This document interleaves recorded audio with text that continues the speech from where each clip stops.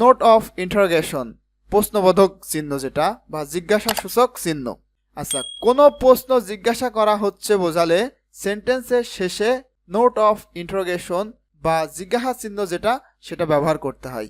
যেমন what is your name, তোমার নাম কি, আমি এটা একটা প্রশ্ন করতেছি, সো এই সেন্টেন্সের শেষে অবশ্যই জিজ্ঞাসা চিহ্ন ব্যবহার করতে হবে। কিন্তু কোশ্চেনটা যদি ইনডাইরেক্টলি করা হয় সেক্ষেত্রে কিন্তু এই সেন্টেন্সের শেষে প্রশ্নবোধক চিহ্ন আসবে না, তখন সেন্টেন্সের শেষে ফুল স্টপ বসবে।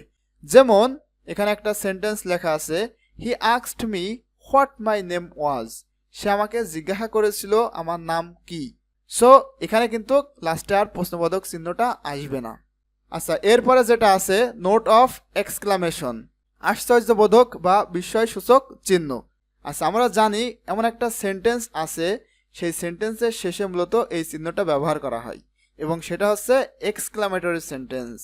কখনো কখনো বিস্ময়, আনন্দ, দুঃখ, ক্ষোভ কিংবা গভীর তীব্র কিংবা গভীর আবেগ প্রকাশ করে এমন সেন্টেন্সের পরে অর্থাৎ ইন্টারজ্যাকশন এর পরে নোট অফ এক্সক্লামেশন বসে।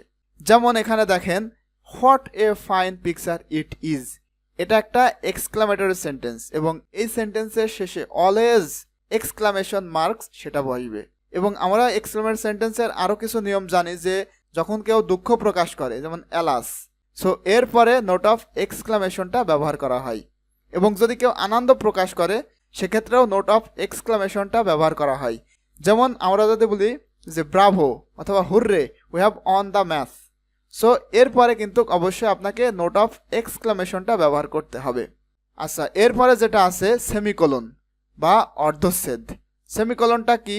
সেমিকোলন হচ্ছে কমা এর চেয়ে বেশি এবং ফুল স্টপ এর চেয়ে কম সময় থামার জন্য ব্যবহার করতে হয়। যেমন he always makes a good result, he has a sharp memory. এখানে যে সেন্টেন্সটা আছে, he always makes a good result, he has a sharp memory, এখানে যদি কমা থাকতো তাহলে কিন্তু আমরা এত বেশি থামতাম না, যত বেশি থামবো সেমিকোলন থাকলে। সো বুঝতে পারছেন যে কমা এর চেয়ে বেশি সময় থামতে হবে এবং ফুল স্টপ এর চেয়ে কম, একদম কিন্তু থেমে যাওয়া যাবে না। এখানে আমি বলতে পারবো না he always makes a good result, he has a sharp memory, এত লেট করে আমি বলতে পারবো না। সো আপনারা বুঝতে পারছেন সেমিকোলনের ব্যবহারটা। এরপরে যেটা আছে কম্পাউন্ড সেন্টেন্স এর ক্লোজগুলো কোঅর্ডিনেটিং কনজাংশন দ্বারা যুক্ত না হলে সেমিকোলন বসে।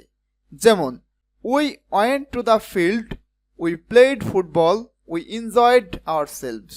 সো এখানে বুঝতে পারছেন যে কম্পাউন্ড সেন্টেন্স এর ক্লোজগুলো কোঅর্ডিনেটিং কনজাংশন দ্বারা যুক্ত না হলে, অর্থাৎ কনজাংশন যেগুলো আছে অ্যান্ড, বাট, অর, নর, এইগুলো যদি না থাকে সেক্ষেত্রে আপনারা ক্লোজগুলোকে বিভক্ত করার জন্য বা আলাদা করার জন্য অবশ্যই সেমিকোলন ব্যবহার করবেন।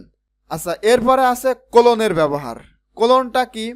কোলন হচ্ছে সেমিকোলন এর চেয়ে অধিক সময় বিরতি দেওয়ার প্রয়োজন হলে কোলন বসে, অর্থাৎ সেমিকোলন এর চেয়ে অধিক সময় থামতে হবে এবং গণনা করতে এক এক করে বলে যাওয়ার সময় কোলন ব্যবহার করতে হয়। যেমন কমন নাউন আর, দেখেন কমন নাউন আর, এই কমন নাউন কোনগুলো এখন আমি এখানে বলবো, সো এরপরে একটা কোলন ব্যবহার করতে হয়। সেগুলো হচ্ছে বুক, পেন, কাউ, বয়, গার্ল, এগুলো হচ্ছে কমন নাউন। সো এই কমন নাউন আর এরপরে কোলন ব্যবহার করতে হয়। আশা করছি আপনারা বুঝতে পারছেন। এরপরে যেটা আছে ডায়লগ বা ড্রামাতে বক্তা তার উদ্ধৃতিকে পৃথক করতে কোলন বসে। যেমন আপনারা ডায়লগ এর সাথে পরিচিত আছেন। ডায়লগ লেখার সময় যখন দুইজন মানুষের নামটা থাকে, যেমন এখানে আছে Kamal colon how are you Jamal. So আপনারা বুঝতেই পারছেন যে ডায়লগের ক্ষেত্রে মূলত কোলন ব্যবহার করতে হয় এবং কোথায় ব্যবহার করতে হয় সেটা আপনারা দেখতে পারছেন। এবং এখানে একটা জিনিস দেখেন, হাউ আর ইউ জামাল, এটা অ্যাকচুয়ালি কাউকে সম্বোধন করতেছে। যেমন আপনাদেরকে আমি দেখেছি যে স্যারের পূর্বে যেভাবে কমা বসে, এখানে জামালকেও সম্বোধন করে বলতেছে, যার কারণে জামালের পূর্বে কমা ব্যবহার করা হয়েছে। এবং সময় লেখার ক্ষেত্রে ঘন্টা বা মিনিটের মধ্যখানে কোলন বসে। যেমন 8:30 AM, আপনারা এটার সাথে পরিচিত আছেন আশা করছি।